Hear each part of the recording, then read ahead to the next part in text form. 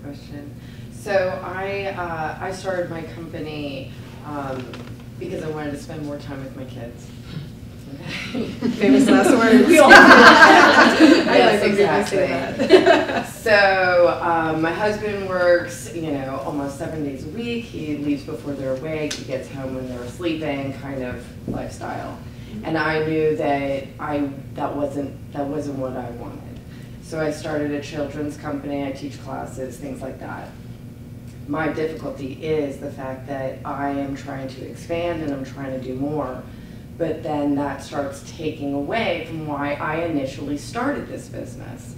So I started with like my part-time hours and I worked only in the mornings, and then I was able to have my kids, you know, they only were with a babysitter for like 3 hours, no big deal. Now it's getting to a point where I'm here tonight, right? I'm taking on meetings to try to figure out how to better brand myself, how to better do this and that. I'm going into find new locations, meeting other staff, yada yada. It's a very big, I have a lot of mom guilt, I guess you could say, when it comes to this. I know what I want to accomplish and I see it, but my mom guilt is like, wait a minute, you're supposed to be with your kids. And then I have like family members saying, well, when they're both in school, because I have a 2.5 and a 4.5. But I don't want to wait, and I want to just push forward and make it happen. So I'm starting to take on more, and I'm starting to work later. I would love your advice on how you manage that, especially with either an absent spouse or a spouse that wasn't like fully supportive in that way. Because, you know, it takes a lot for me to get out. I've been trying to get to your meetings for quite some time, right? So how did you, I understand communicating with the spouse, but how did you push beyond that point and still just go and kick ass and, you know, deal with your kids at the same time and still make time for them and go with where your potential is? So, managing business and family and scaling. I love this question. I think this is a great question. It's a tough question because what's funny is on my way here, my 2-year-old was like screaming for me. I'm like, Dora didn't even cure it. I'm like, I'll give you a cupcake. Nope. I was like, candy? And she was still screaming. So my husband texted me like shortly before the start. He's like, Dora did the trick. I was like, okay. You know, I have this conversation a lot with moms and my husband, and I think men and women perceive guilt very differently. I tell him about my mom guilt all the time. He's like, you're crazy. He's like, she's not going to remember. I'm like, yes, she will. I'm like, in early education, like, this will scar her for life. But I think you just have to realize where your goals are. And I try to see it, because in early education we talk about explaining the behavior, right? So she may not comprehend everything I'm saying to her, but I do tell her, I'm like, mommy is going to a piano, mommy's going to speak to other awesome mommies who own their own business. Because I think the trade-off, yes, I'm not there to put her to bed, yes, I left her screaming and crying, but I think that if she's older, she asks me, she remembers, like, why did you leave me on like Tuesday at 6:30 a.m.? Which will not happen. You know, I keep explaining, I'm like, well, I'm empowering other women to be strong and be leaders and be successful in their own business. And I think you just kind of have to push forward. I don't think there's a right answer. You're always going to feel guilty. I do all the time. And I started my business before I had a baby. So I put in all my hard work before I had a child, you know, because I was there for 13, 14 hours.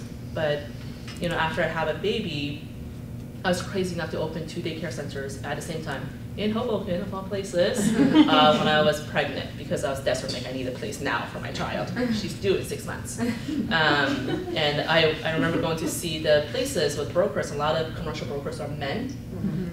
So you know the saying, right? They're like, oh, she's pregnant, it must be the hormone. So I would wear big jackets to hide the fact that I was like, you know, 3 months, 4 months pregnant. So then after I had a baby, I still feel the guilt, but I just think you have to keep your goal in mind. Be like, what do you want, and how is that going to affect your child's future in terms of financial, in terms of role modeling? You just deal with it, and lots of wine. Feel you on that. Yeah. So for me, I'm a better mom because I work. that's me, and that's not, I just know, I tried to stay home. That was the largest, most epic failure of everything. It literally lasted a month, and I was like, oh my God, I can't do this. And so I realized that I am incredibly mindful of my time with my kids. And I have, from 5 o'clock to 7:30, that is my time with my kids. I work every single night till almost midnight, 1 o'clock in the morning, because of that 2.5 hours with my kids, and in the morning. And the 45 minutes I take to go to the gym. Thank you, Sarah.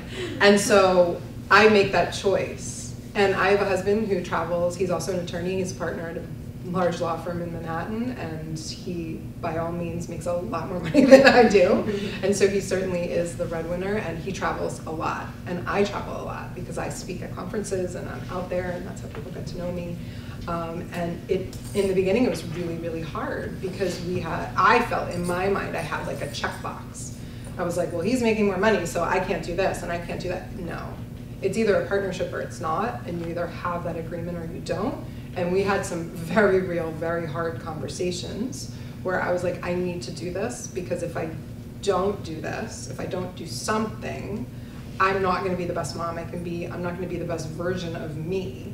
I'm losing myself, and that's so critical for me to keep my identity as not just a mom, but as a business person. I worked my ass off in law school. I put myself through law school, like 5 years after I graduated from college, and like nobody paid for me. I paid for myself. I worked full time, went to law school full time. That meant everything to me. And so when I thought that I was going to stay home, and then I was like, no, I'm going to do this on my own. I'm going to do it my way. And so because it's my own, I can say 5 to 7:30 is my time with my kids. I can choose to go to school for my first graders' career day and talk about stuff. I can take those couple hours off, and I have that flexibility. But I also know that I sacrifice it a lot. Like, for example, one of my best friends is visiting me from Michigan, and she's got some time on Thursday, and I'm like, I have to work. And so we're going to balance that out. And so there's a lot of times that there are sacrifices that you have to make. But I find that 2.5 hours every single day, it is so much more interactive. I'm so much better of a mom than when I was spending 12 straight hours with them. For me, it just didn't work.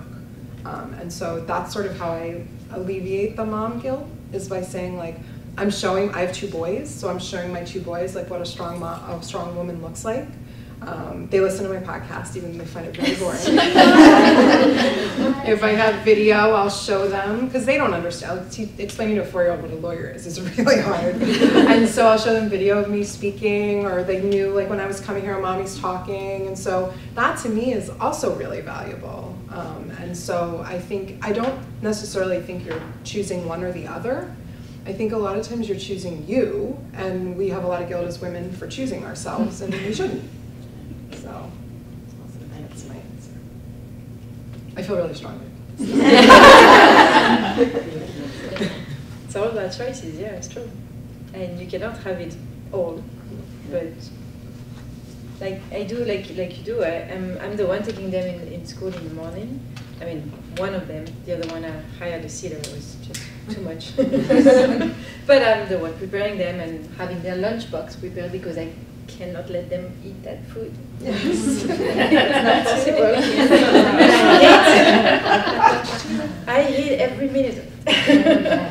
But that's part of what I do to be a good mom, and they don't realize that they are the only one eating hot food in summer. Like, I want a sandwich. No, you're not getting a sandwich. You're eating 3 days in a row the same thing. Very French, yes. But that's what I'm giving them. Like, it's my heritage, it's my culture, and they are little Americans, but they get to have a French mom. So I think, yes, it's really about choices, and you can. It's tough to say that, but you can decide to feel the guilt, or you can decide just to live and assume what your choice is. And you're a mom, and you're building a business, and it will bring some difficult moments sometimes, but it's not everything or nothing. You know, you can have some of it by making choices. I don't open my store. I don't close my store. anymore. It has a financial impact on me, but anyway, moving from one store to 2 stores, I was not able to do both of them, right? So you scale up, so you take some decision and investment, and then you have time to step back. So sometimes you will see me in the store working at the counter or doing the market or something because someone failed to come, and I was like, no, okay, I'm gonna do it. But it's very rare, and I get to spend the time, the most important time with my kids. I'm usually there with them also around 5:36 and until dinner time, and then I work, yes. My phone is my second family. Yes, yes. Oh, the phone. 3 times I have to charge him through the day. But yeah, it's about choices, I think, and assuming them. Thank you.